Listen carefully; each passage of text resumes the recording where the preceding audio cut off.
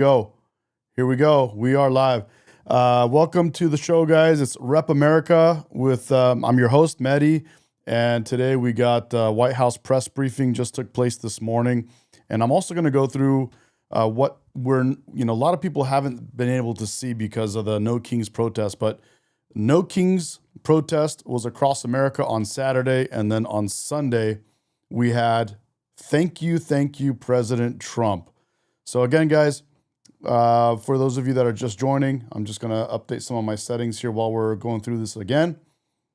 Guys, there we go. Just updating the settings. Just got started. Welcome to the stream, guys.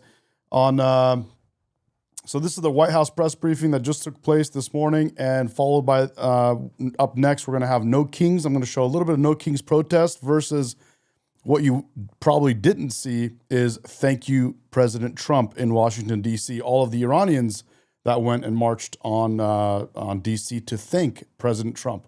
Let's get started. Back to the ongoing major combat operations in Iran. Operation Epic Fury is moving ahead successfully and according to plan. With each passing day, the United States military is increasing its advantage over the terrorist Iranian regime. More than 11,000 enemy targets have been struck to date, each strike further crippling the regime's offensive and defensive capabilities and creating more leverage for the United States and our allies. Compared to the start of the operation, Iran's ballistic missile and drone attacks are down by roughly 90%. The United States is also decimating the Iranian regime's navy. We have destroyed more than 150 of their naval vessels so far, including 92% of their largest vessels. The Iranian Navy has no vessels operating in major regional waterways and no ability to project naval power. Yes, I just want to make a quick, yes, you guys are right. In the chat, I see Sheila saying, and she's got that mama glow because, yes, guys, she is actually pregnant. That's right. The lovely Carolyn Levitt is our press secretary, and she's currently pregnant. I believe she's due in May, and she looks wonderful as ever. Which is why they've been assessed as combat ineffective. Our military continues to obliterate Iran's defense industrial base, with nearly 70% of their missile, drone, and naval production facilities and shipyards damaged or destroyed thus far, significantly reducing their ability to pose future threats in the region. U.S. and Israeli joint forces control the skies and have asserted air dominance over Iran, completing more than 11,000 successful combat flights thus far. The trend remains clear. The United States is conducting more intense, targeted strikes with devastating combat power with each passing day to destroy the threat posed by the Iranian terrorist regime, as President Trump sought out to do a month ago. It's no surprise that we are seeing the remaining elements of the regime become increasingly eager to end the destruction and come to the negotiating table while they still can. Despite all of the public posturing you hear from the regime and false reporting, talks are continuing and going well. What is said publicly is, of course, much different than what's being communicated to us privately. Yep. As a result, President Trump issued a 10-day pause to postpone planned strikes on Iranian power plants and energy infrastructure. This remains a truly once-in-a-generation opportunity for the regime to make a good deal with the United States, permanently abandon their nuclear ambitions, and stop acting. Now, I got to stop it there to explain a few things. I know people that are Iranian are thinking, hey, why are they negotiating? And what Trump has been doing and what he's been saying publicly has been driving the regime nuts. So he's been saying he's negotiating with someone and that they're making concessions and whatnot. And this is making people in the regime go crazy because they have sworn revenge. They have sworn to do this, that, and the other. And now that we have, for everyone from the supreme leader on down, eliminated in the Islamic regime, there's very few people in power, or whatever you want to, however you want to call it, power. And of those few people that are remaining, if Trump says he's negotiating with someone, he's making some kind of deal, and seems like they're the ones that are in charge, this would make that regime or whoever's still around go crazy. And they are. They've lost it. You see them doing all kinds of things that are not to their benefit. They have created enemies in their region. all of those Arab Muslim countries that are surrounding Iran are all now mad at each other, and they're going at each other. They all have condemned Iran now. All of those Arab countries that were supposed to be on their side now condemning them. So it's a wonderful tactic. I love the way that he's playing everyone. I know that for a lot of us Iranians, you're wondering, what the hell does this mean? He's negotiating. Oh, he's gonna give the regime back into the hands, or allow the regime to continue. No, there's no chance in hell that America or Israel or the Iranian people will allow any Muslim cleric to continue running that country. This is a complete departure from Islam and from Islamic governance of that country, and a complete departure from the Islamic clerics, ayatollahs, supreme leaders that have been running that country. It's not going to happen, but it's fun to watch. It's a great way for Trump to play them really well. So like what's happening, that's a tiny little bit of explanation to what she's talking about. As the world's leading state sponsor of terrorism. If the Iranians reject this golden opportunity, the greatest military in the history of the world continues to stand by to provide President Trump with every option available to ensure this regime continues to pay a grave price.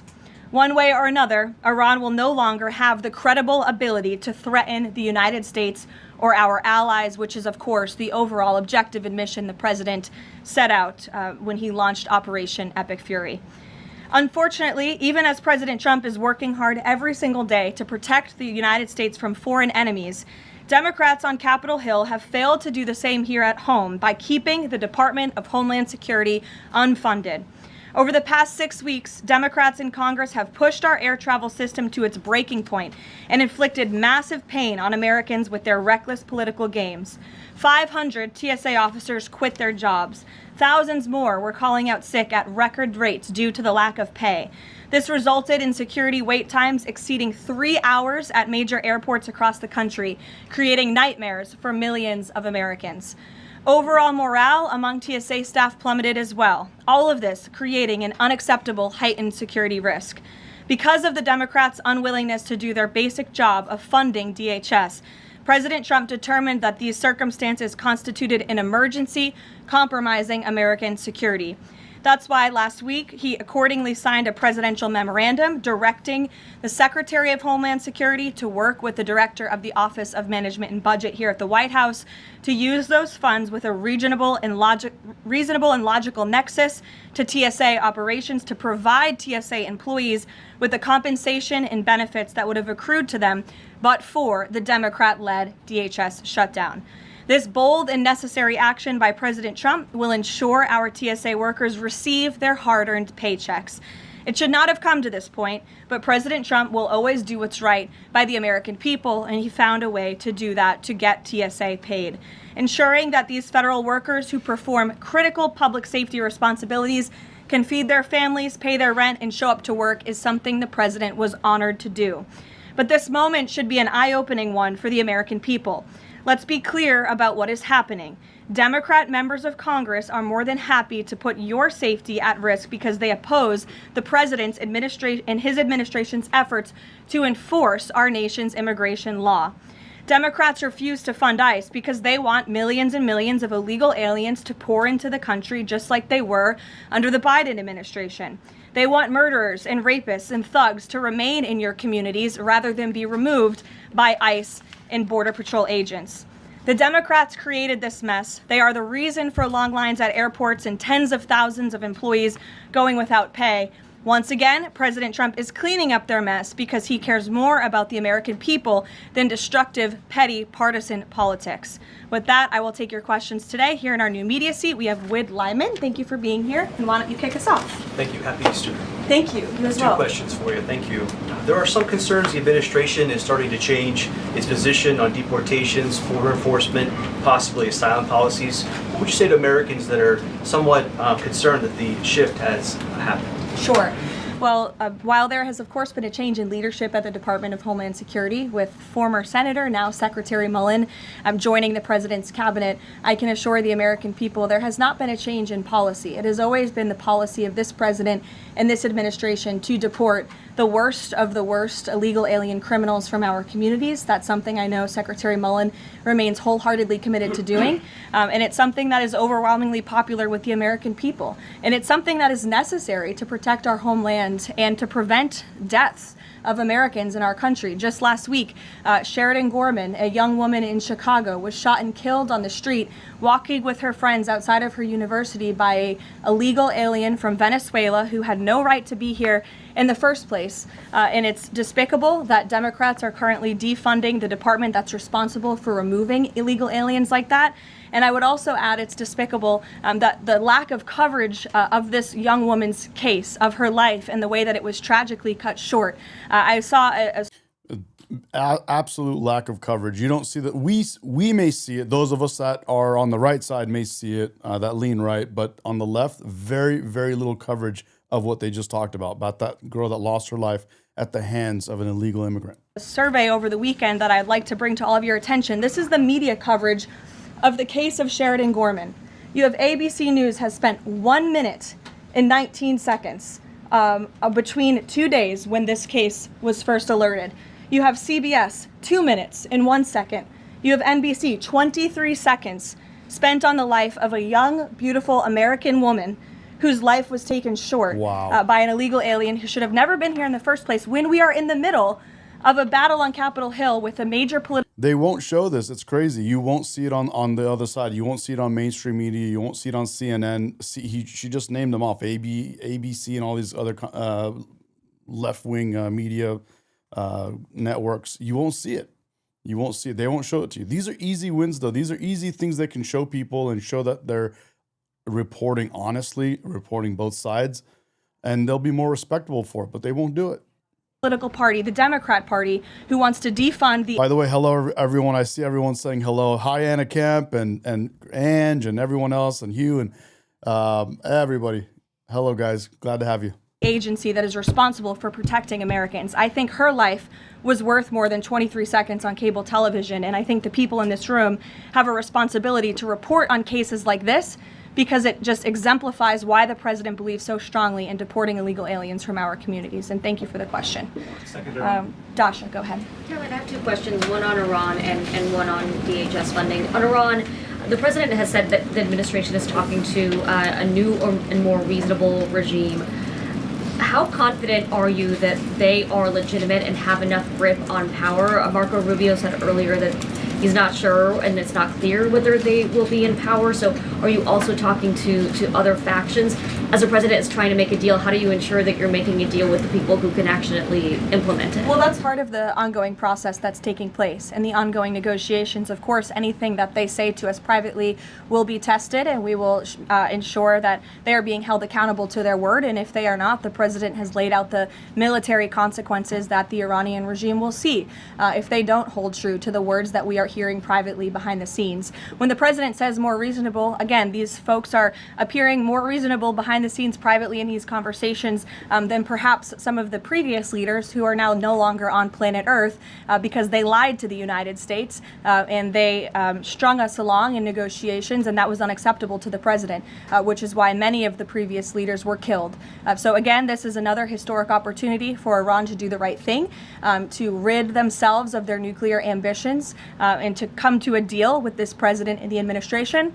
Or again, they will see the grave consequences of the United States Armed Forces, which they are continuing to see every day throughout this operation. On DHS, how long can the administration keep paying TSA without action from Congress? And not to be hyperbolic, but given the airports were really the pain point that was pushing both sides to talk to each other, I mean, do you see a way for DHS to reopen? Is it possible that this keeps going through the midterms? Well, we certainly hope so. I mean, of course, the president just can't keep signing presidential memorandums and proclamations every time Congress fails to do its job, and every time Democrats are holding our entire country hostage, picking and choosing which programs and agencies they want to fund just because they don't like this administration's policies. That's not how it's supposed to work. They voted 7 times against funding DHS over partisan and political reasons. And so, again, the president has stepped in to do the right thing at this moment in time, but the president is also encouraging Congress to come back to Washington to permanently fix this problem and to fund and reopen the Department of Homeland Security entirely. Caroline. Stephen. Thank you, Caroline. 2 questions, one on TSA. By the way, thank you guys for subscribing. Just hit 19,500 on YouTube. And by the way, if you're on Instagram and you want to have a more lively chat, we got 600 or so people on YouTube right now chatting. So if you want more action, you could find that on YouTube. Say one on Iran. On TSA for ordinary Americans watching the briefing, how long until everything goes back to normal at airports after the president's action? And then on Iran, on the time frame, President Trump initially said about 4 weeks. Secretary of State Rubio on Friday reportedly said it might be another 2 to 4. Is 2 to 4 the current ballpark that the administration is thinking? With respect to the timeline, again, the president, commander-in-chief, the Pentagon has always stated 4 to 6 weeks estimated timeline for Operation Epic Fury. We're on day 30 today.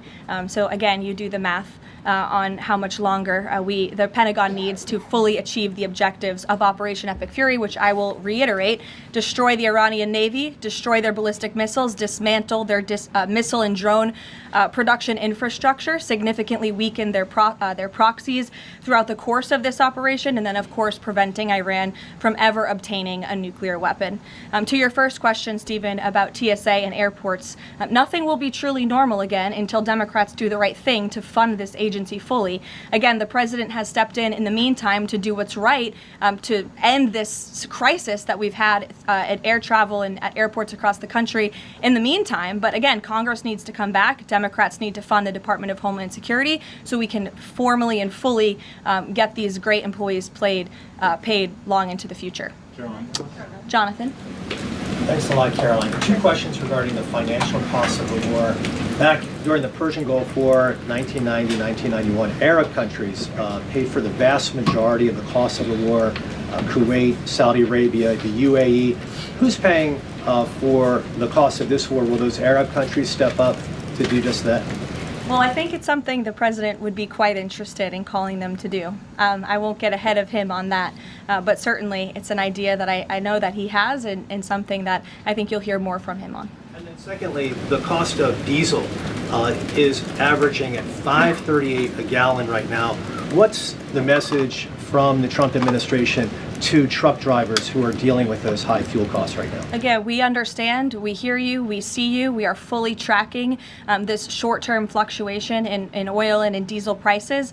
And that's why the president and the administration have continually announced robust actions to provide stability in the global energy market. As you know, political risk insurance, one of those actions, allowing countries to purchase sanctioned oil just to increase the supply. In the meantime, we've worked to release 400 billion barrels of oil and refined products as well. We issued the 60-day Jones Act waiver. All of this has, with the goal of increasing supply to create stabilization in the market in the meantime. But the overall message.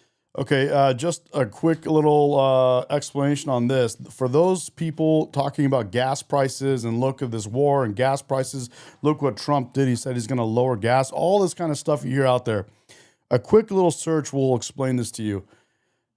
Gas prices today, this is on ChatGPT, which is left-leaning, as you all know. Gas prices today are still lower than the peak under Biden. Where were all of you guys on the left, all of you Democrats, when gas prices were higher than they are now under Biden? As we've repeatedly stated, as again, these are short-term. Oh, you actually put it in there. And Anna can't put it. Look at that. There you go. actions and short-term price fluctuations for the long-term benefit of ending the threat that Iran poses to the United States of America, our troops, and our allies in the region, and ensuring that this regime can no longer control the world's free flow of energy through the Strait of Hormuz, which is something the administration continues to tackle day by day as well. Jennifer. Just two questions. Which Jennifer? I'll go to both of them. Go ahead. So two questions. One on China and one on Iran. On China, ahead of the president's trip to Beijing, will there be a working level meeting with Secretary Bessent, Jameson Greer, et cetera, and when will that be? I do expect cabinet officials to travel to China ahead of time. I don't have a readout on their schedules for you, but this is something we typically do with international travel, as you know. So I'll talk to the Treasury Department and the cabinet myself, and we'll get you that answer. But we do expect them to move ahead of time. Okay, and thank you. And on Iran, if Iran is kind of cherry picking what tankers get to go through the strait now and contemplating big tolls on those tankers, is that consistent, or how is that consistent really with the president's message about really wanting the strait to be fully open? Does the administration support a regime or system where Iran is effectively charging tolls on these vessels to access? That's not something we support, and I would reject that they are cherry picking. In fact, as you know, these tankers that are moving through, the 10 that were previously announced and now the new 20, the announcement of 20 additional tankers, which we expect to see over the coming days, are a result of the direct and indirect talks that are taking place between the United States and Iran. So you wouldn't have seen those tankers if not for the president's diplomacy and his team engaging on this matter, which we expect that compliance moving forward. And it's, again, something that we're working on very closely. Caroline. Sure. And behind the tank in the back right there, you put up your hand very excitingly. Go ahead. Hannah from News Nation. Thank you.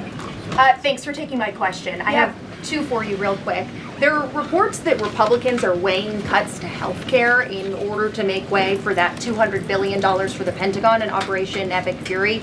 Is that a trade-off that President Trump supports? I've seen these reports. I haven't spoken to the president about it, nor have I heard this being discussed in any high-level meetings here at the White House. I don't want to weigh in definitively because I just haven't heard that being discussed here in the West Wing. And then secondly, I know President Trump says we're ahead of schedule in achieving his military objectives in Iran. He laid out that 4 to 6 week timetable for this. A couple of hot reporters in there. We had Mary Margaret Olohan there, but they weren't panning to that part of the audience. Someone in the chat said, during my argument, I was saying gas prices, fuel prices in general, not just gas, diesel, all kinds of fuel prices are lower now still than they were under Biden. And then his argument was, you're comparing trash versus garbage. Okay. First of all, you're a Trump hater. We'll hit the button on you for that one. You are a Trump hater. No. And you are beta male. And we're going to have to reiterate the second part of that. Beta male.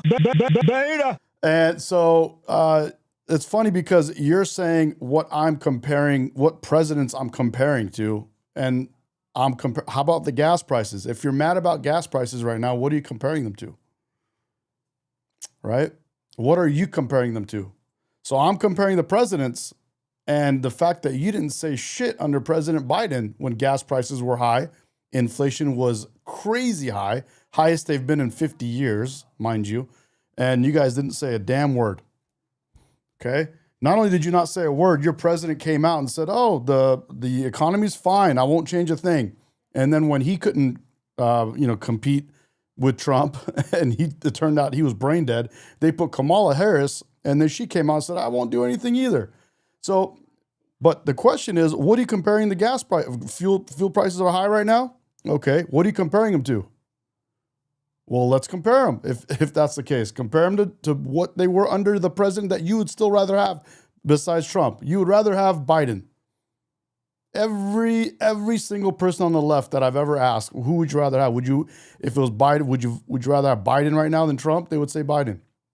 You guys would rather have a brain dead president who, in my opinion, it fits more to be a king because he didn't get the votes to become nominated.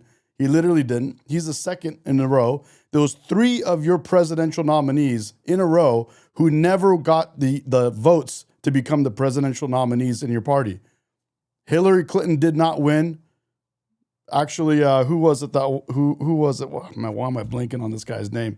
Bernie Sanders. Bernie Sanders is the one that actually got more votes than Hillary Clinton. They said, nah, we're not going to let you choose with your votes. Your own Democratic Party didn't let you choose with your votes. Instead of Bernie Sanders that you voted for, they gave you Hillary Clinton, who ended up losing miserably. And then your next presidential candidate was who? Biden, which none of you voted for. So who's the king? Trump, who got elected, who was voted for, who got the votes from his party,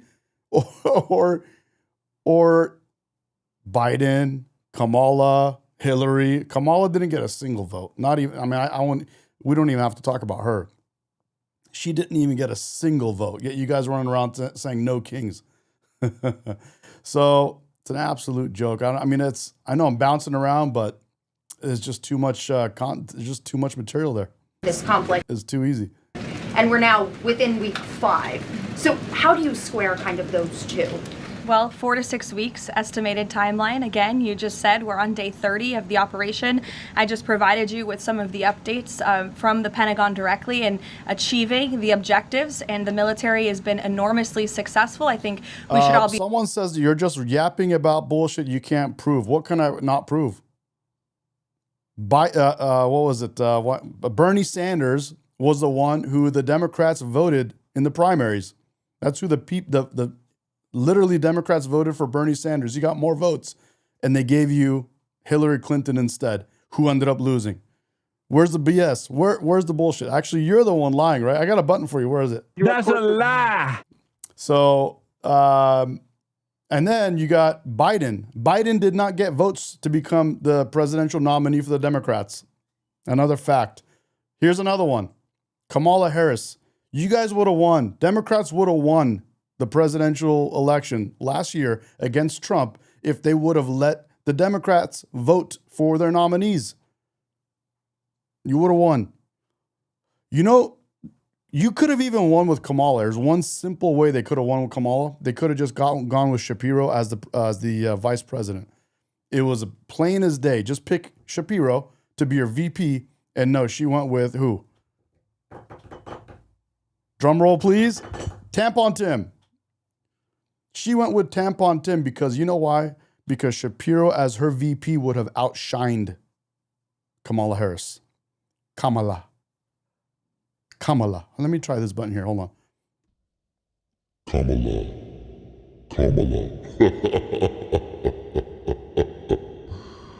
Trump 2028.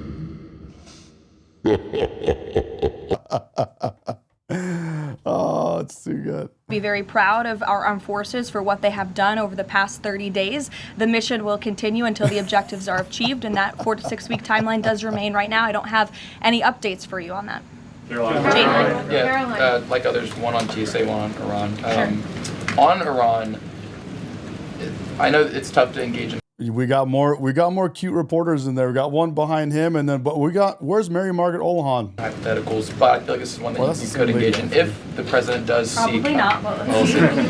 If the president does seek, or the United States seeks a ground war, does he intend to get congressional authorization of that march? Look, the president has been asked about boots on the ground or alleged ground operations various times. He's obviously declined to rule them out. It's the Pentagon's job to provide maximum optionality to the president. It does not mean he's made a decision, nor would he ever notify the media of such decision as not to tip off.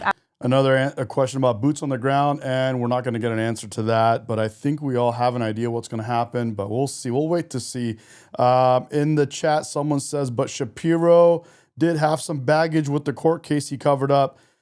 The only baggage Shapiro had was that he was Jewish, and the whole left side of our country hates Jews now for whatever reason. I know why. Islam, the leaders of Islam in the Middle East have been paying to brainwash the people on the left to hate Jews. They quickly realized that their money is better spent brainwashing people on the left in the Western countries instead of building weapons to defeat the West. They just decided to spend money on propaganda, and it works. They brainwashed the whole left to hate Jews. That's why when it was time for Kamala Harris to pick a VP, instead of picking the winner, who would have been Shapiro, she picked Tampon Tim and ended up losing. It was an easy win. It was done. Kamala was the DEI president, plain as day. She's, I don't know if she's Indian or she's black or she's this or she's that. Who knows what she is? She flip-flop on that a couple of times. And she's a female on top of that. So it was a great DEI hire, greatest DEI hire. It was a slam dunk, but you just could not pull it off. All you had to do was pick Shapiro. It was done. That's all you had to do. Why did you not pick Shapiro? Because he was better than Kamala. He would outshine her, and because he was Jewish and they hate Jews. Now dude, the propaganda from Islam is so strong that they even got people on the right hating Jews. Crazy times. Our enemy with respect to abiding by Congress and the rule of law. That's something the administration will, of course, always do, and it's something that we have great respect for Congress. The president does with military operations. In fact, prior to the launch of Operation Epic Fury, as you know, the administration gave a courtesy notice to Congress in the Gang of Eight. You guys are still talking about make America prices high again. Let me put this on the screen. If you guys want to make prices high again and then you want to increase inflation, next time just hire a Democrat president. They'll do that for you. Yeah, your last one did, and you guys cheered him on. And if you want to do that, hire, but not with us. With Trump, we're lowering inflation and we're lowering cost of goods. We're bringing back jobs to America. We're bringing manufacturing to America. We're making the American dollar still to stay the standard of the world. And a whole host of other things. We're going to be number one in a lot of things. Right now, if you hear the talks from NVIDIA's CEO, you would know that we're going to be number one in AI.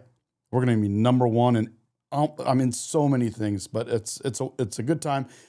1 year we laid a lot of the groundwork in this first year, and we're going to celebrate America's 250th in June, in July. So in a few months, we're going to celebrate our 250th.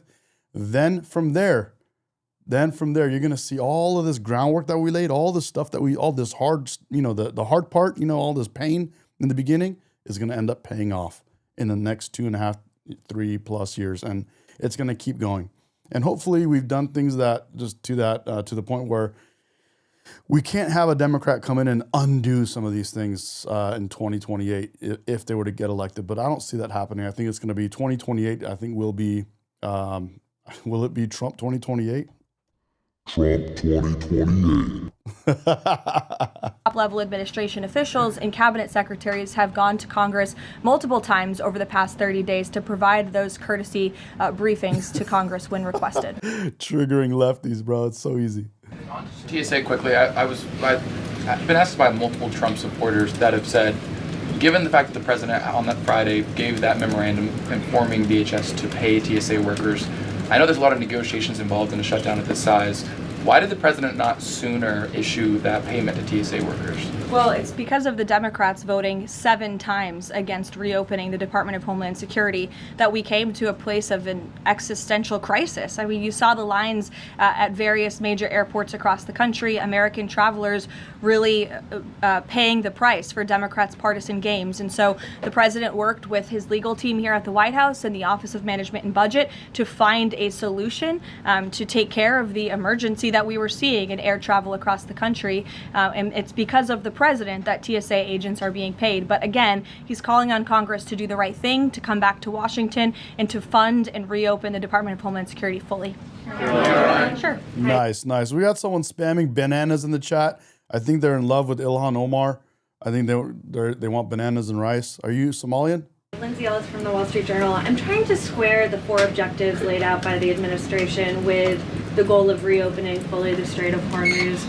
Would President Trump declare victory and wind down military operations if the 4 objectives are met, but still passage remains quite slow through the strait? Look, as I've said repeatedly and as the president has laid out, the objectives of Operation Epic Fury are as follows: destroying the Iranian Navy, destroying their ballistic missiles, dismantling their defense industrial infrastructure that produces those weapons that have long threatened the United States and our allies, and then, of course, preventing Iran from ever obtaining a nuclear weapon. The full reopening of the Strait is something the administration is working towards, but the core objectives of the operation have been clearly defined for the American people by the Commander-in-Chief. Garrett. The president posted this morning about his threat that on leaving Iran, he said we might blowing up and completely obliterating all of their electric generating plants, oil wells, Harg Island, and possibly all desalinization plants. Under international law, striking civilian infrastructure like that is generally prohibited. Why is the president threatening what would amount to potentially a war crime with the U.S. military? And how do you square that with the administration repeatedly saying that the U.S. does not target civilians? Look, the president has made it quite clear to the Iranian regime at this moment in time, as evidenced by the statement that you just read, that their best move is to make a deal, or else the United States Armed Forces has capabilities beyond their wildest imagination, and the president is not afraid to use them. That's not what I said, Garrett, and you're saying the word potential for a reason, because I'm sure some experts are telling you that in your ear to try to ask me that question. Of course, this administration and the United States Armed Forces will always act within the confines of the law. But with respect to achieving the full objectives of Operation Epic Fury, President Trump is going to move forward unabated, and he expects the Iranian regime to make a deal with the administration. To that end, which of those objectives would... Yes, whoever said Iran never have nuclear, you're absolutely right. Not anymore. They will no longer have a chance to have it. Destroying a desalinization plant most help. Haley, go ahead. Thanks, Caroline. I want to follow up on Iran. When you're just... There's Mary Margaret Olohan. She's in the white up here. She's right there in the white jacket up top. Describing that the Iranians you're in contact with are being reasonable this time around in discussions.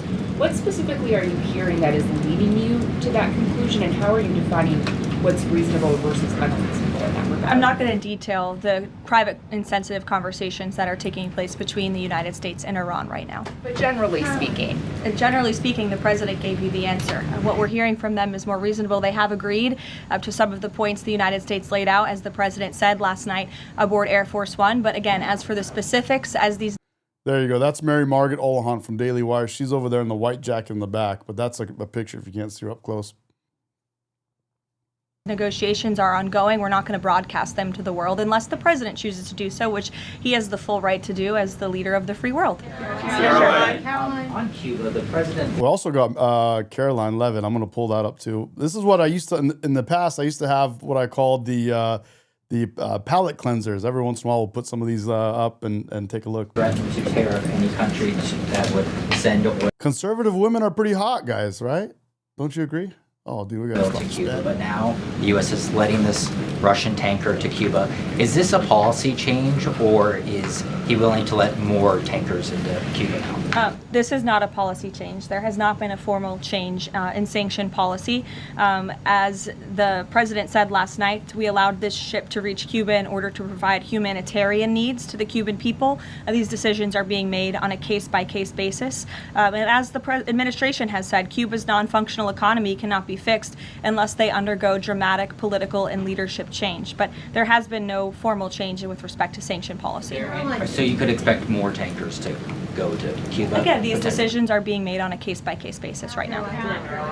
Thanks, Caroline. You addressed this a little bit in the opening, but just to follow up, because Americans are sort of seeing these conflicting messages between the United States and Iran. I know the president insists that negotiations are underway. As you just mentioned, he's also said that Iran has agreed to most of the 15 points. The lovely Carolyn Levitt. There she is. But she's pregnant now. Still looks amazing. Probably better now. So how do you square that? How do you explain that discrepancy between the two? I think the American people are smart enough not to take the word of a terrorist regime that has chanted death to America for 47 years at their word. And I hope the journalists in this room are wise enough not to take an Iranian regime. I like this one. The chicken has risen. What's up, dude? Good to have you back. He says, conservative women have more balls than liberal men. It's so funny. It's a big conundrum, dude. Liberals. It's a big thing. the liberals started hating men, so men turned into women. They transitioned to women so that women will like them. Then they said, no, we don't want, we don't even like men that transition to women. That is repeatedly dude, it's so lied. Sad. It's so sad. About our country, about our values, about everyone in this room, frankly, for nearly 5 decades. So I think the American public are smart enough to understand that. And just to follow up on the objectives, you've laid them out, but I know the president has set a deadline for April 6th in just 1 week. What does the president need to see to not move forward with those strikes by April 6th? Well, I think he said it in his Truth Social post this morning. He wants to see a deal over the next 10 days. That timeline is waning, several days left, and we'll see. I won't get ahead of it. We'll see what happens in the end of the 10-day period. Caroline, thank you. One on Iran, one on the shutdown. The president continues to say the U.S. is in conversations with a more reasonable regime, but there are now hundreds of U.S. Special Operations Forces, including Navy SEALs and Army Rangers in the Middle East, as well as thousands of other troops already deployed. So is he trying to end or intensify the conflict? The president is focused on achieving the objectives of Operation Epic Fury. With respect to forces that are on the ground in the Middle East, it's the job of the Pentagon to create maximum optionality for the commander-in-chief. It does not mean the president has made any additional decisions. Again, he remains focused on ensuring that the Pentagon continues to achieve the objectives of the operation that was launched 30 days ago, and we're well on our way to doing that. Another good question says, why is Trump dealing with Ghalibaf? Ghalibaf is one of the supposed leaders that are still alive in the Islamic regime. We don't know who he's really dealing with. And he is playing all of them. He's making them so mad. It's so funny to watch. It's a beautiful thing to see.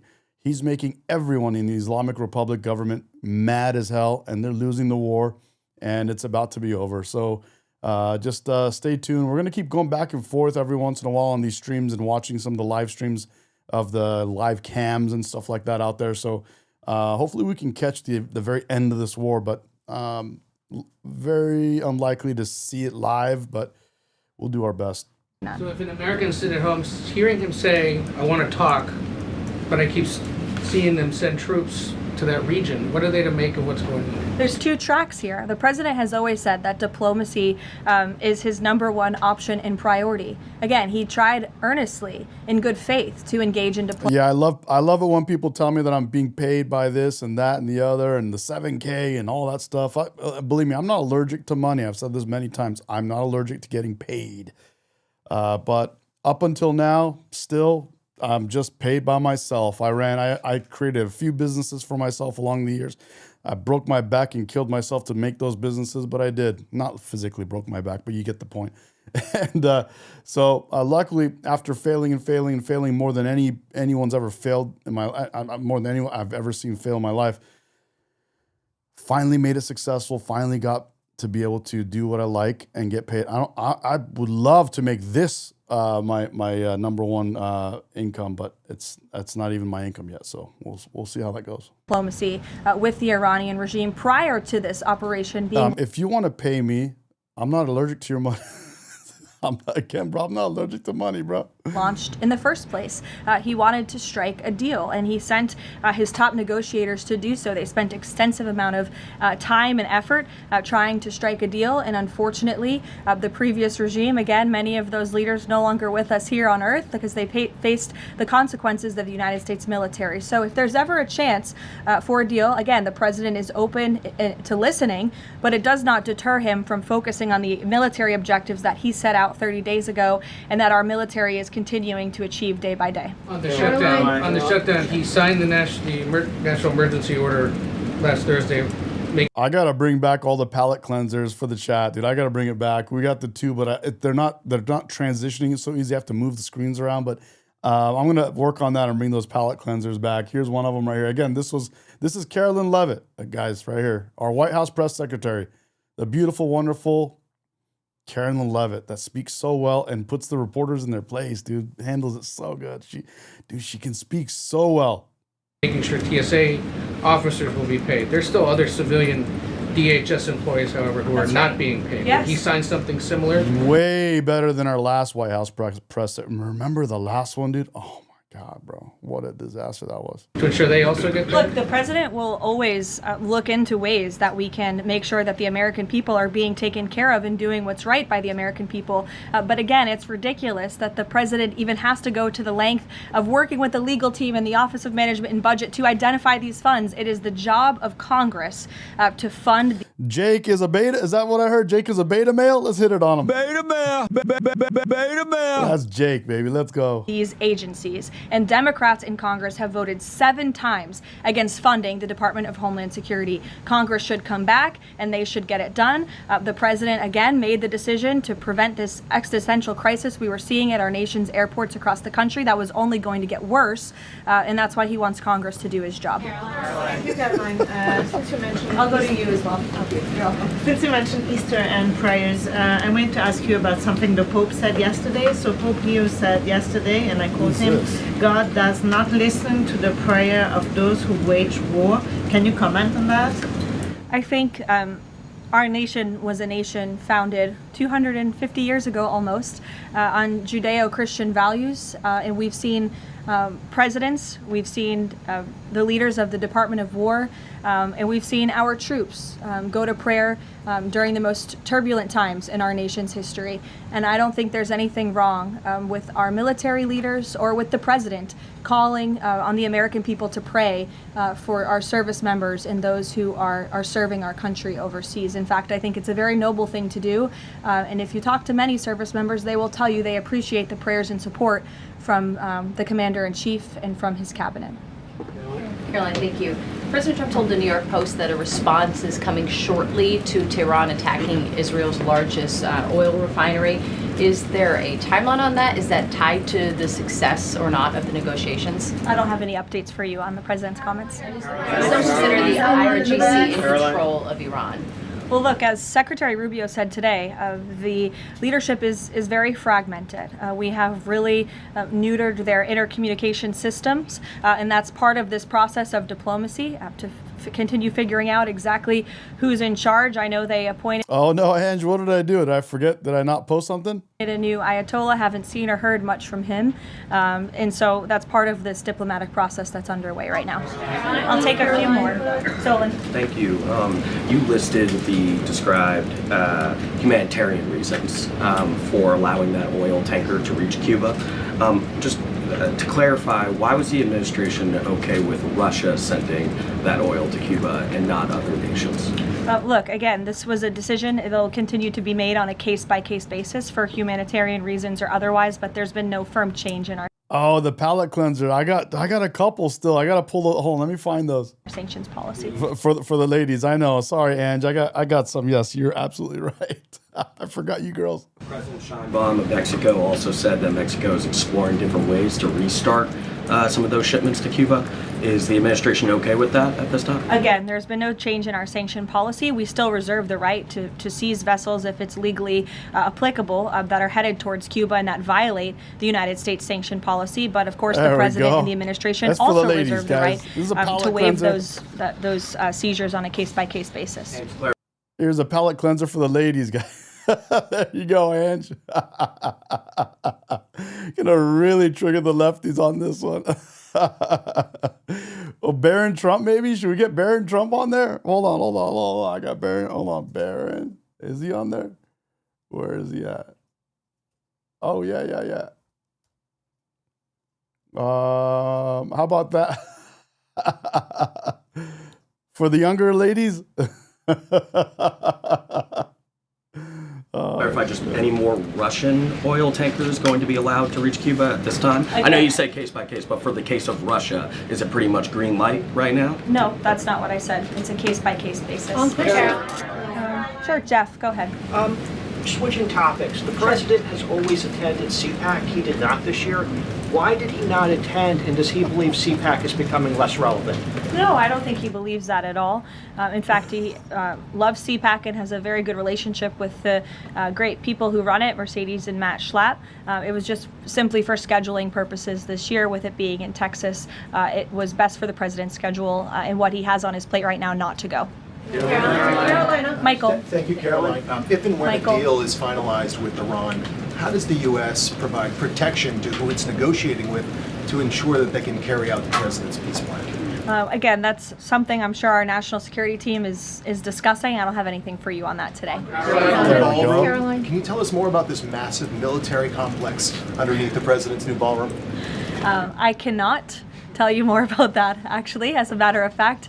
However, the military is making some upgrades to their facilities here at the White House, and I'm not privy to provide any more details on that this time. Go ahead. Reagan. Thanks, Caroline. Question on the Middle East and then a question on Antifa. Netanyahu said Sunday that Cardinal Pizzaballa will be able to hold services for Palm Sunday in the Church of Holy Sepulchre after he was initially blocked by Israeli police. Did anyone from the administration or the president call over to Israeli officials to assist the cardinal in this? Yes, I did speak with Secretary Rubio this morning, and we did express our concerns with Israel with respect to these holy sites being shut down. We want worshipers to be able to access these holy sites. Of course, safety is a top priority, but we understand Israel is working on those security measures to reopen the sites throughout Holy Week, and that's something that we're appreciative of. Antifa. In Texas, 9 people have been convicted by a federal jury on domestic terrorist charges connected to Antifa. The White House has previously indicated that you guys are investigating Antifa, who's funding them, who's leading them. Can you provide an update on how that investigation is going, and do you think we're going to see more charges against people connected to Antifa? Well, I do know that there was an entire task force that was set up, an interagency task force to focus on the threat of Antifa, which, as you know, Reagan, this president declared a domestic terrorist organization, rightfully. Anna Paulina Luna, guys, Anna Paulina Luna. Congresswoman. And we will continue to look into it. I don't have any updates on those specific investigations, but I'd be happy to have my team get those over to you today, as this continues to be of the utmost importance to the president and his domestic policy agenda. Caroline, JJ. On one question on landmines, there's been some reporting that American-made landmines have been spotted on the ground in Iran. Did President Trump sign off on using U.S.-made landmines in Iran? I don't have any comment on that report today. Caroline, whether they're being used at all? I don't have any comment on that. Karen. Two on DHS. You said that the president is encouraging Congress to come back to D.C. All right, I got the palate cleansers up. They're ready for the next stream. A little more smooth, but we got them now too. So whenever we want, we can pop those up. You also said yourself. How has he done that? Has he told leadership that they should cancel recess and come back? He said it repeatedly. I think you recall. He said that he'll host a big Easter dinner here at the White House if Congress will come back and fight the Democrats on this issue, which we should do. Because again, the Democrat Party is in the wrong here. They have voted 7 times against funding the Department of Homeland Security, which is completely egregious with everything we have going on in the world. And these brave men and women who serve DHS deserve to get their paychecks. The president wants to see that happen, and he wants Congress to come back to get it done. On the paychecks, Caroline. Thank you. All right, so now we're gonna go over to No Kings. I'm gonna show you the difference between the No Kings and the Thank You Trumps in a second. Let me just transition over to that for us. Oh. Want to watch one? Here we go. And I just, it is not for black people, for people of color to get out on the street. They're at risk when they do that. If anybody's going to get arrested here, it's going to be a black person. It is not safe for them, and they don't need to participate. We need to walk in their name. Gotcha. Okay. Wow. Okay. What do you think about voter ID? Do you think it's he doesn't even know what to say to that. He's like, what the hell? Racist?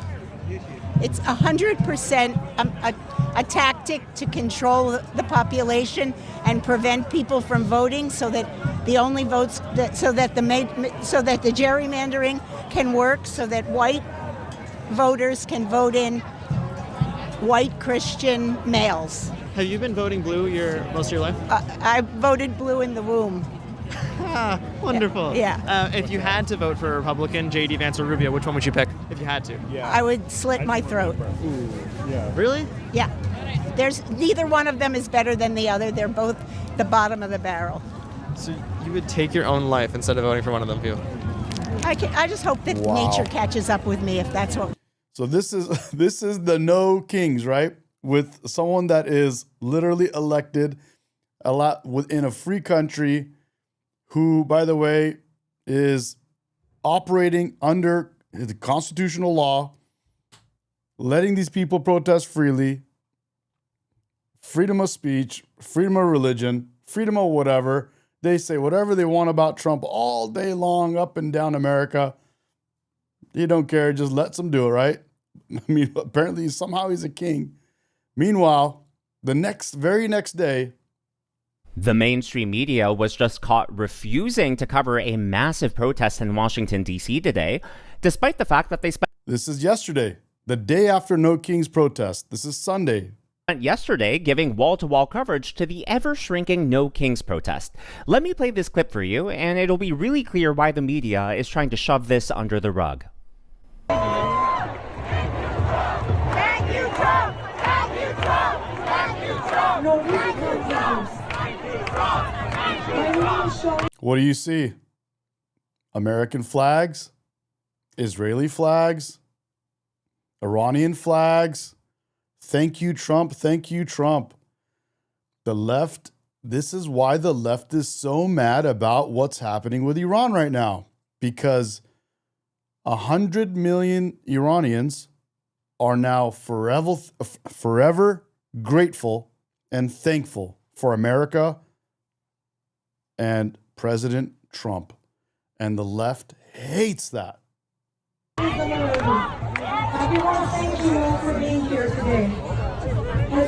So earlier today, tens of thousands of proud Iranian Americans gathered at the National Mall. But it wasn't just the National Mall. They actually marched through the streets of Washington, D.C., even passing by the Treasury Department. And someone actually took an 11-minute video, and I clipped some of my favorite moments from that video. And even at the end of the 11 minutes, the crowd goes on as far as the eye can see. So this is just a fraction of the... Now, I have to say, this guy did a great job covering it, and I think he's right-leaning. But the number of cats in his apartment, it's not normal for someone that's right-leaning, but it's all good. It's all good, bro. We don't hate. We're open to everybody, bro. You're good. Crowd that was in D.C. earlier today. Take a look. Look, American flag, the American flag is waving. It's not upside down. It's not burning. It's not being stepped on. It's being proudly hung up high. You see that? USA, chanting USA, USA, USA.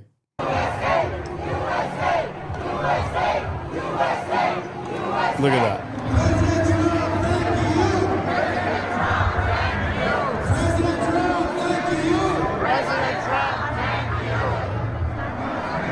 Not only were they waving U.S. flags, they were holding it around them. They were as you know, they were like a cape or whatever.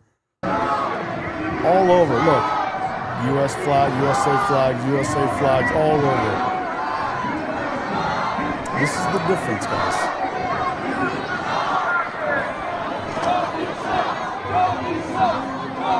This is the difference. Just absolutely incredible sights. And of course, the mainstream media is refusing to cover this because it goes against everything that they've been trying to push. Oh, President Trump is a racist. The only people who support him are white racists, white supremacists. Yet here you have Iranian Americans, Persians, proud of their home country. And they're saying, thank you, Trump. They're chanting USA. And just look at the actual diversity here. Here you have more American flags at a pro-Iranian, a pro-regime change rally than you had at all of the No Kings protests yesterday. Doesn't that say something? Just think about it. The No Kings protests are supposedly about protecting democracy, protecting the United States of America, protecting our republic, yet we saw more American flags today at this one pro-Iranian regime change rally than we did at all of the No Kings protests yesterday combined. And by the way, there were over 3,000 of those protests. And on top of that, here we have, again, actual diversity. You had American flags, Iranian flags, the real Iranian flag at that, as well as Israeli flags. Everyone is coexisting, everyone was peaceful, and I don't know about you, but to me, everyone here was actually happy, joyful. There was a spirit of... You know what? Someone just brought up a good point. Sarah Kasara, I think it is, says, what is not being discussed is the amount of trash that they leave on the ground. That's the interesting part. Whenever we have an Iranian rally like you saw saying, thank you, President Trump, they're walking around after the rally, picking up all the trash and making sure not to litter or nothing.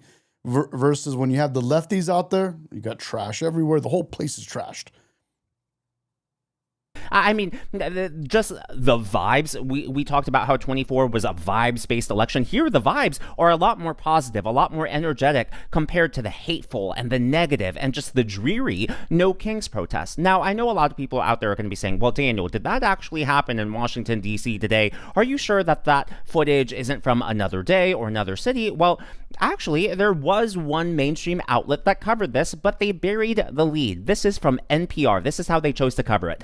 Understanding why some Iranian Americans support the war on their country of origin. Seriously, that is the headline. They could have covered this rally, this protest, any other. And that was what he just showed was NPR, and you wonder why we want to defund NPR. Not defund like stop whatever money they have, but defund basically taxpayer money going to NPR. Why was taxpayer money going to NPR? It makes no sense in a country like America where why would we be paying a news outlet, especially when they're one-sided? It's crazy.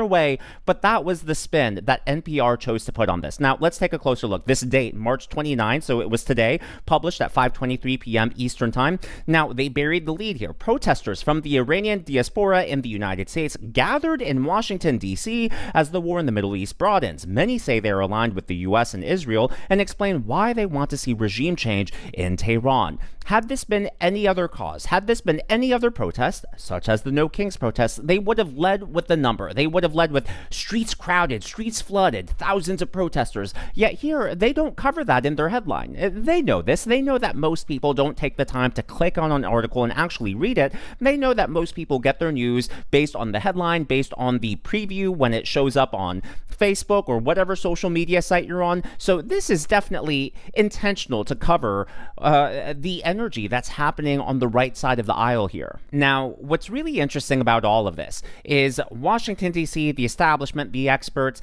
they don't know who they want to back in Iran yet. They are throwing a lot of doubt on Reza Pahlavi, yet all of these protesters, all of these actual Persians, Iranian Americans, they are rallying around the exiled crown prince. Just take a look at these chants in front of the National Mall.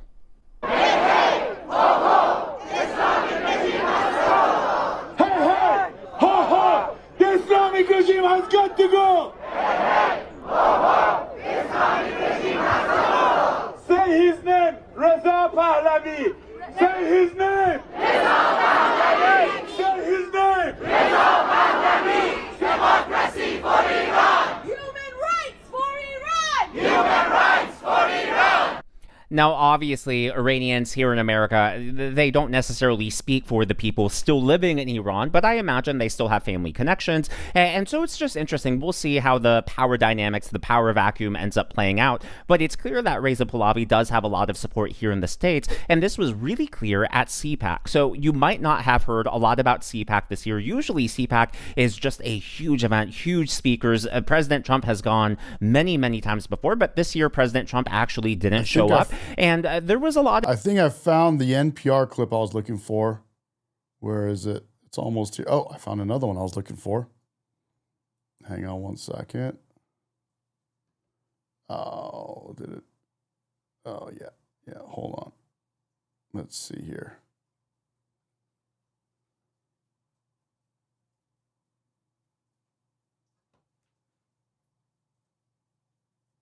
There was no. Oh, you know what? I lost it. Where did it go? Where did you go? I'll find it again for you. A lot of chatter about attendance being down at CPAC. A lot of leftists and liberals were making fun at the empty seats, but it was really astonishing to me that at CPAC, one of the largest crowds, if not the largest crowds, was actually for Reza Pahlavi, the exiled Iranian crown prince. And just take a look at the reception he got at CPAC.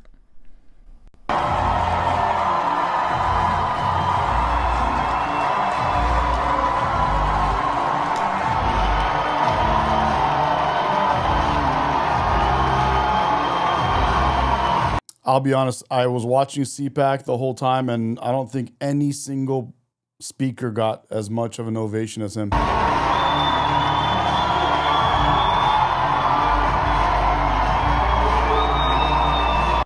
Now, isn't that interesting? CPAC, if you're not familiar, stands for the Conservative Political Action Committee. I was told by the media, I was told by the Democrats that, oh, Republicans, conservatives, they're all racist. They're all white supremacists. Yet here they are standing up cheering. It was a packed room for the exiled crown. Found it. Here we go.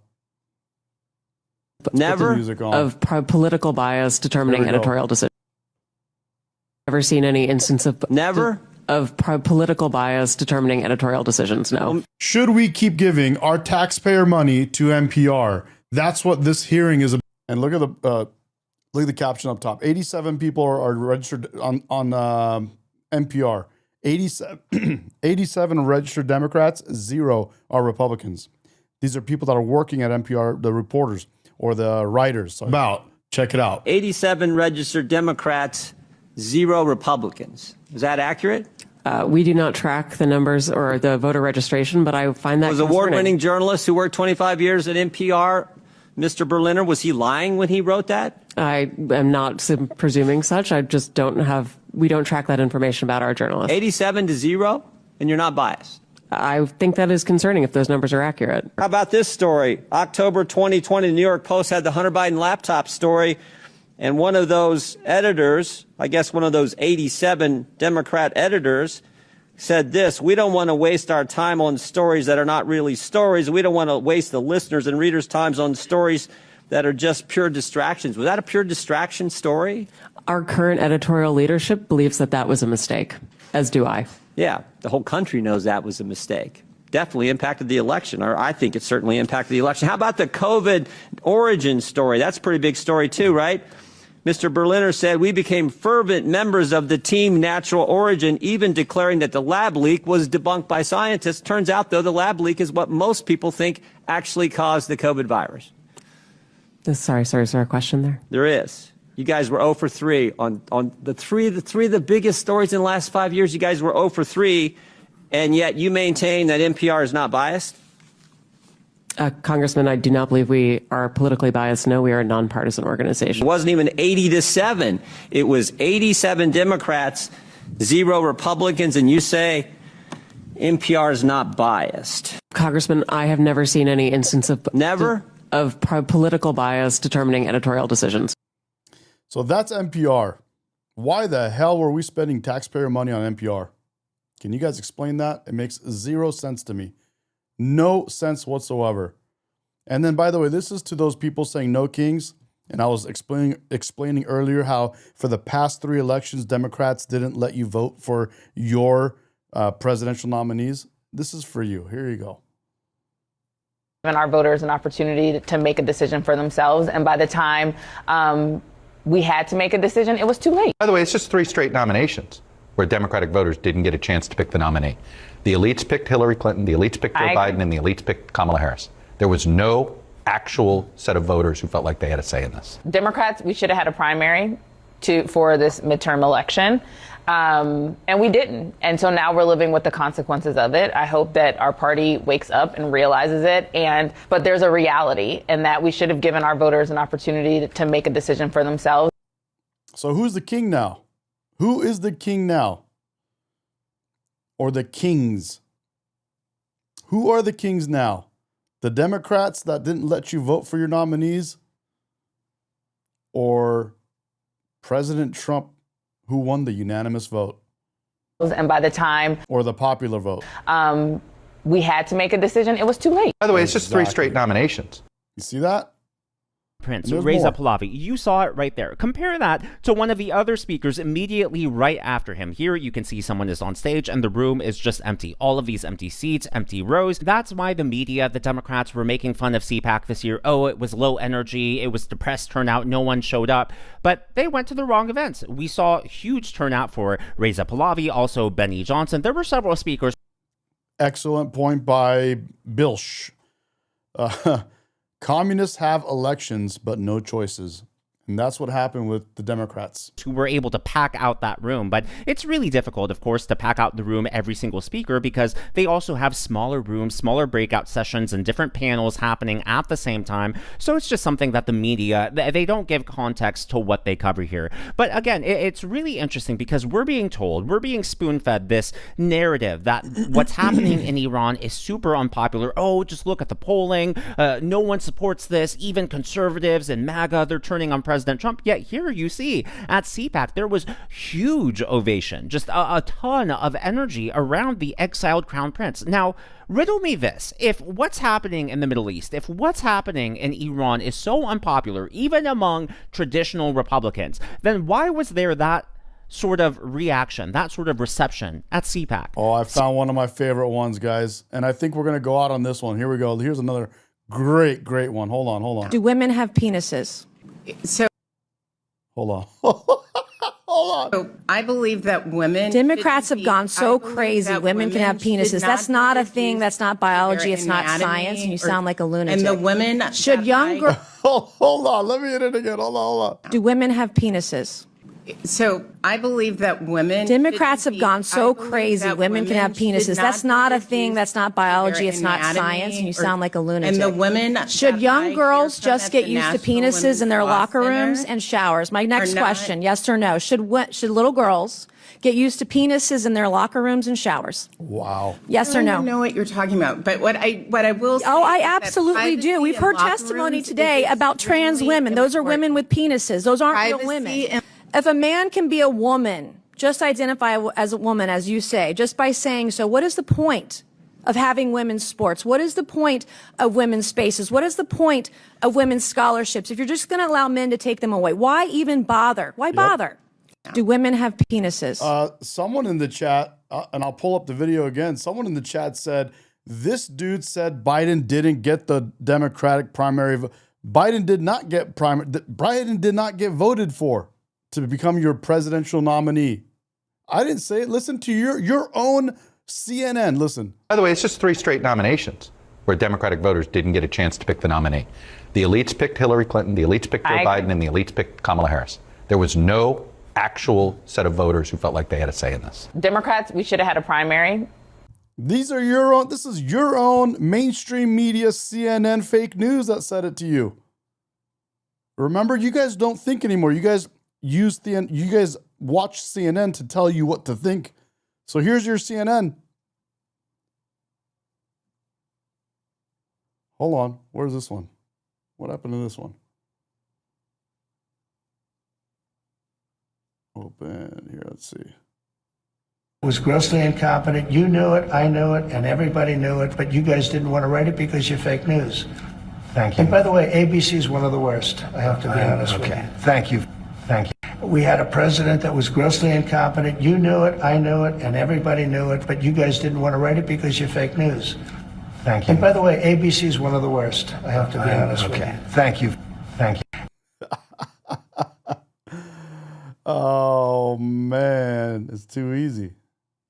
Black Americans have played the role of suckers to the Democratic Party. They've guilted us into voting for them, making us feel as if we're going to be ostracized. They wanted to make sure, oh, we're going to point to racism. We're going to guilt you into voting for us. We're not going to talk about the things that we're doing positively. We're going to talk about what the other side is doing negatively to engage in fear-mongering to help you, through fear factor, go our way instead of theirs. And it didn't work this time. And to be quite honest with you, even though I might not like some of the things I'm seeing from the Trump administration thus far, the bottom line is I'm glad it didn't work, because I think for the longest time, Black Americans have played the role of suckers to the Democratic Party. Yep, that's right. There's a lot of good ones in here that I forgot about. A lot of good ones. Like this guy who was the president of the USA Fencing Organization. Do you think that men should be allowed in women's locker rooms? I don't have a personal opinion on You don't have you have a personal opinion on a lot of things, but not on that? Sure. I mean, it's a locker room is not really an area where people interact. So the answer is yes. There's oftentimes communal showers. Are you okay? By the way, these are your 2028 Gavin Newsom voters right here. With men showering with women? I don't have an opinion. This guy. This guy's the first guy that's going to go to the voting booth to vote for Gavin Newsom in 2028. Opinion on that in the context of USA? You don't. Interesting. That's an astounding thing to not have an opinion on. I think most normal people have an opinion on that. Are you okay with women being at a disadvantage when competing against men in sports? Sir, mixed events. Yep. And then one of my favorites, but I'm not going to play it. But here's another one. Trump being Trump, dude. Look at him. Look at the way he looks over at him. Look at this. The guy's falling asleep. La France salue avec respect et gravité les morts des autres nations que jadis elle a combattu. Gravité. Les morts des autres nations que jadis the king of elle a Morocco. combattu. Asleep. La France salue avec respect et gravité les morts des autres nations que jadis elle a combattu. I love it. I love it. And then you got Bernie Sanders. We talk a lot about the Republicans being autocrats and oligarchs and taking over democracy, but from the Democrat perspective, and I'm a lifelong Democrat, I felt like the Democratic Party completely removed the democratic process from its constituents. Could we not also say, if ostensibly there hasn't been a fair primary for the Democrats since 2008, are they not also a threat to democracy? Yes. We often hear... Fair enough. That is, yeah, I'm not going to argue with that point. Listen to this, bro. The guy, the No Kings guy himself, admitting that his own party has not allowed them to vote for their own presidents. Who are the kings, bro?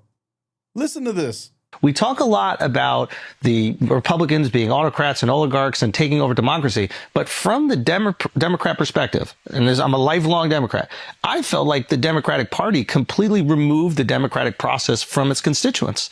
Could we not also say, if ostensibly there hasn't been a fair primary for the Democrats since 2008, are they not also a threat to democracy? Yes. We often hear... Fair enough. That is, yeah, I'm not going to argue with that point. We talk a lot about... Yeah, that's a big one. And you know what? We talk a lot about the... Let's see. Republicans being autocrats and oligarchs. I need to post that. I'll put that over here and save that. Let's see.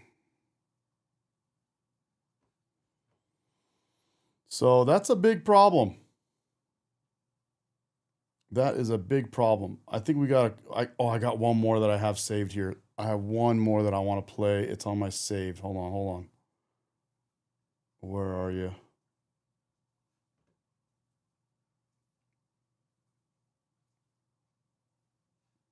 Right here.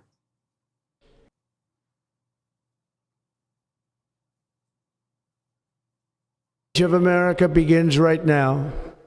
During every single day of the Trump administration, I will very simply put America first. From this moment on, America's decline is over. The journey to reclaim our republic has not been an easy one, that I can tell you.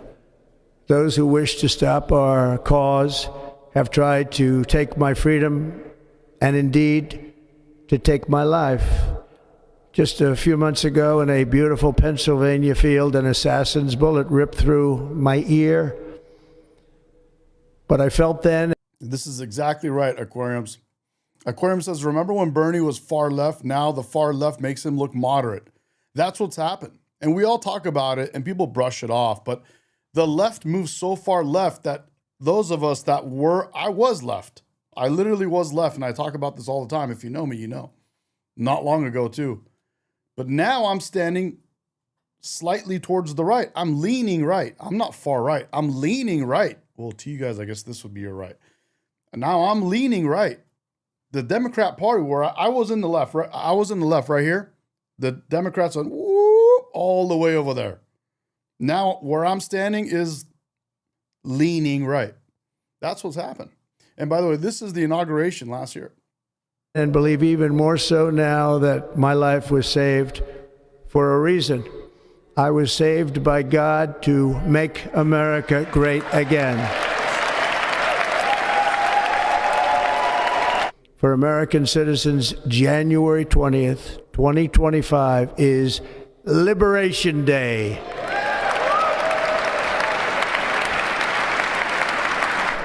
To the Black and Hispanic communities, I want to thank you for the tremendous outpouring of love and trust that you have shown me with your vote. We set records, and I will not forget it. I've heard your voices in the campaign, and I look forward to working with you in the years to come.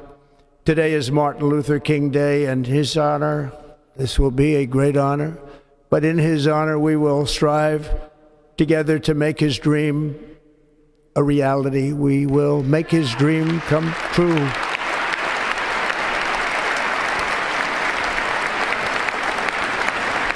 I got two more and then we're going to call it. So I got one more here. Let me pull this up if I can pop this in here. And where is she at? Oh, did I lose it? Did I lose it? 1 second. I got two more, and one of them is Charlie Kirk. One of them is Charlie Kirk. We're going to do that one in a second here.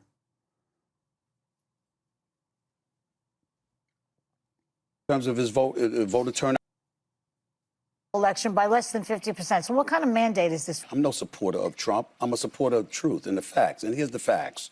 The man won every swing state.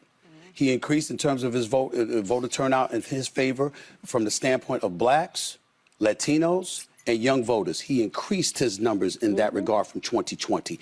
89% of the counties shifted to the right. That's a mandate. We can sit up there and play around all we want to. In 2020, Trump didn't win the popular vote. He didn't win the electoral college vote. A matter of fact, the Republicans hadn't won the popular vote, if I remember correctly, since 2004. Yeah.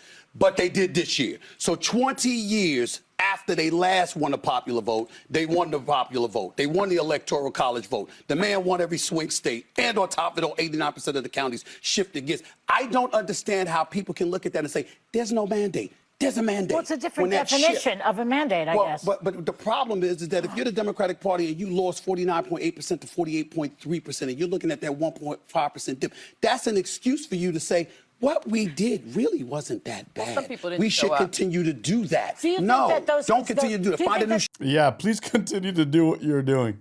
So here's the other one with Charlie Kirk, and this one will go out on, because this is America. Let's do it. Let's do it. Hold on. Let me pull this up for us. Here we go. We know this one. Like yourself. Do you think that's a little bit silly? Are you proud of yourself for debating college kids who are unprepared to speak in front of an audience like yourself? Do you think that's a little bit silly? Are you a voter? I am a voter. I'm a registered voter. I vote and you vote. So I'm talking to voters of this country that will determine the future of Western civilization. That's what I'm doing here today. Yeah? Wait, hold on. How is it any different than a professor talking to you? Than a professor talking to you? Who are you? Well, important enough for you to come up to a microphone. But no, I just want to be clear. Is there something wrong with talking to voters? No, there's nothing wrong with talking to voters. Well, that's what we're doing here today. It's an open mic. I think that you push a dangerous agenda. Such as? The way that you edit content and specifically frame it so that people look bad talking to you. The way that you edit your content. We post unedited content. Post unedited content. Guys, thank you for subscribing. I'm going to be back later on today. I'm going to go to the gym, get a workout. And you guys go work out as well. If you're not working out, go do something, move around a little bit. I always tell you that on the stream. It's good for your head, good for your mind, good for your body. Go get a workout. I will too. We'll be back on. We'll learn a little more together. Thank you again, guys. Thank you all, everyone else that's been here since the beginning. Love you guys so much. Yes. Thank you, Jennifer and everyone. That's right, Nurse Terry and Aquariums and all you guys, everyone. Thank you guys so much. Appreciate having you guys. You guys are amazing. Thank you. Have a good one. See you soon. Bye.